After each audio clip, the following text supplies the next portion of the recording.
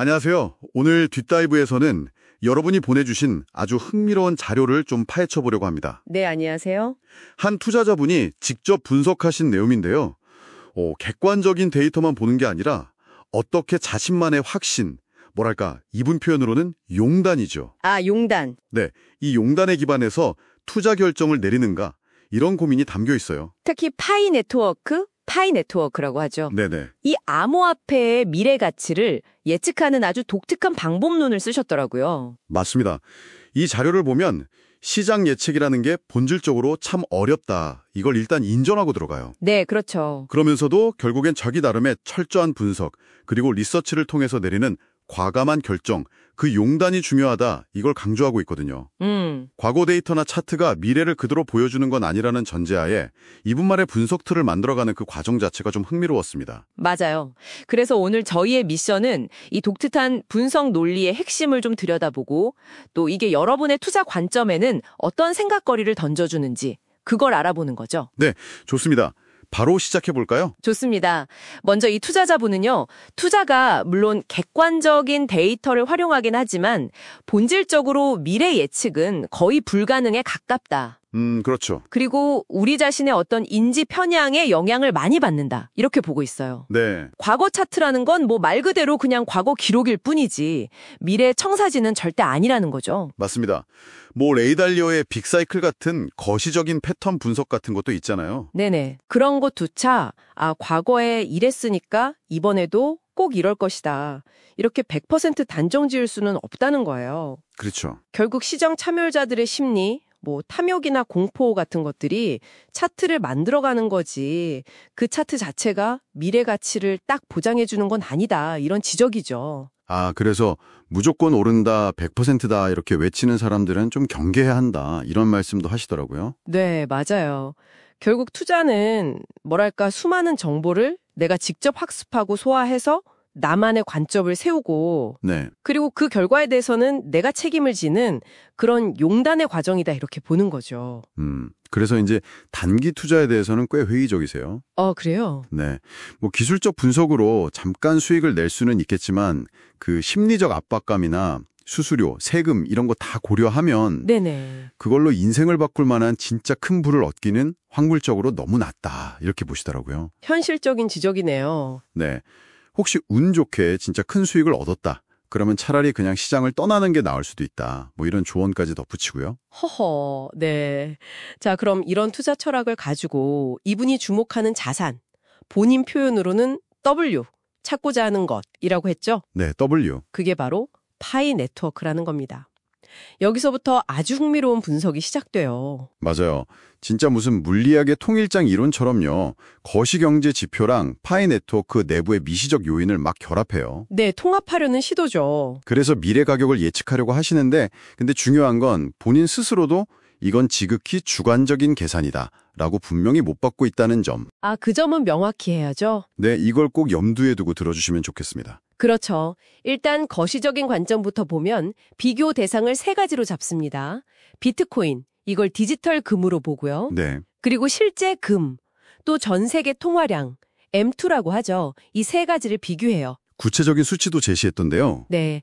이 자료에서는 비트코인 시가총액을 대략 한 2조 달러, 2조 달러? 금 시총은 약 20조 달러, 그리고 전 세계 M2 통화량은 약 130조 달러 이렇게 추산을 했더라고요. 자, 여기서부터 정말 독특한 비례식이 등장합니다. 네, 이게 좀 하이라이트죠. 금 시총, 팔 시총 이퀄 비트코인 시총 M2 통화량 이런 등식을 가정을 해요. 그러니까 왜 이런 등식이 성립하는지에 대한 어떤 이론적인 근거나 설명은 사실 없어요. 네, 맞아요.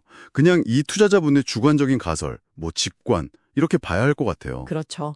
아무튼 이 식에다가 금 20조 달러, 비트코인 2조 달러, M2 130조 달러를 넣고 계산을 하는 거죠. 네, 20조 팔 시총 이퀄 2조 130조 이렇게 해서 팔 시총을 구하면 13조 달러가 나옵니다. 13조 달러? 꽤 큰 숫자인데요. 그쵸. 이걸 이제 파이의 총 발행량이라고 알려진 1000억 개로 나누는 거예요.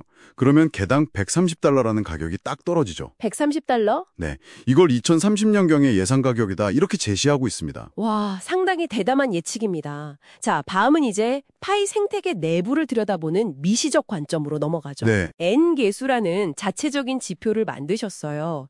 이게 뭐냐면 전 세계 경제활동 인구수 대비해서요.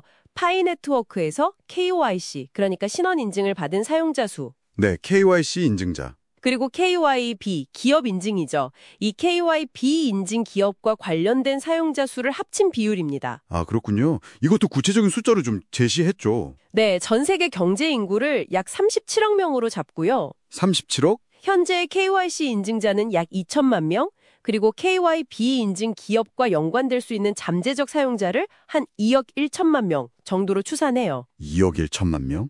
근데 이건 잠재적인 거군요. 네, 그렇죠. 현재 KYB의 실질적인 효과는 아직 미미하다고 보고 있고요.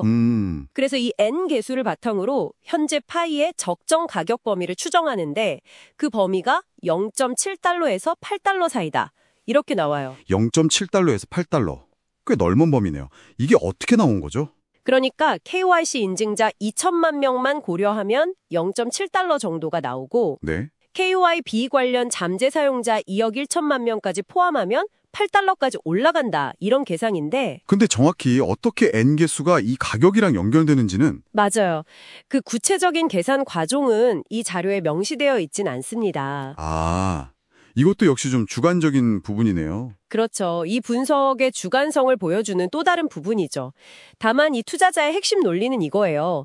KYC나 KYB 사용자 수가 계속 늘어나서 N개수가 점점 1에 가까워지면 그럴수록 파이의 내재 가치와 가격도 같이 상승할 거다. 사용자 기반이 커지는 게 핵심이다. 네, 그 성장성에 주목하는 거죠. 결국 이 분석에 따르면 파이 가격에 영향을 미치는 핵심 변수는 한 4가지 정도로 요약되네요. 네. 비트코인 가격 상승, 시장의 유동성, 그러니까 통화량 증가, 그리고 방금 말한 KYC, KYB 사용자 수 증가, 마지막으로 파이 발행량 조절인데 근데 발행량 조절 가능성은 좀 낮게 보더라고요. 네, 그렇죠.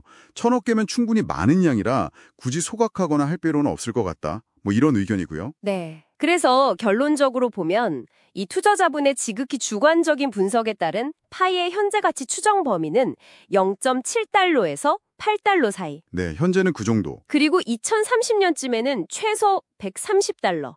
우리 돈으로 하면 한 18만 원 정도 될까요? 와, 18만 원? 네. 그 수준에 도달할 수 있다. 이렇게 예측하는 겁니다. 물론 달러가 계속 기축통화 지위를 유지한다는 전제 하에서요. 그 전제도 중요하군요. 오늘 살펴본 이 자료, 정말 시장 예측의 어려움을 솔직하게 인정하면서도 거시경제지표랑 자체 생태계 설정이라는 미시지표를 막 엮어요. 네, 결합해서. 그래서 특정 자산의 미래 가치를 예측하려는 아주 개인적이고 독창적인 시도였던 것 같고요. 과거 데이터에만 매몰되기보다는 이렇게 자신만의 연구와 분석 틀을 만들어가는 과정 자체가 중요하다는 걸 보여주는 것 같고요. 맞습니다. 현재 0.7달러에서 8달러, 그리고 2030년에 130달러라는 구체적인 가격 제시는 정말 뭐랄까 대담하고 인상적이네요. 네, 그렇죠.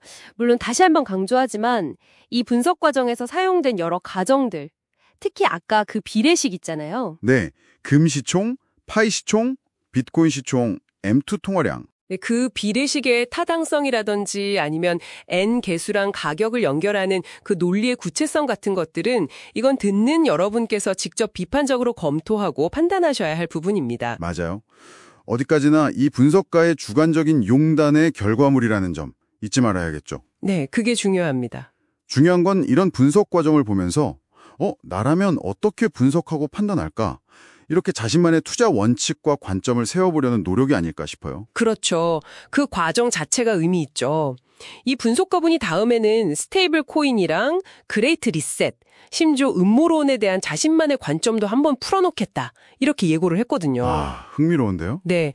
오늘 다룬 이 가격 예측을 넘어서 이 투자자가 그리는 더 큰 그림, 그러니까 디지털 화폐의 미래나 어쩌면 미래 경제 시스템의 변화에 대한 그의 통찰은 과연 뭘까? 이런 궁금증이 생기지 않으신가요? 네, 다음 이야기가 기대되네요. 그 질문을 여러분께 남겨드리면서 오늘 딥다이브는 여기서 마무리하겠습니다.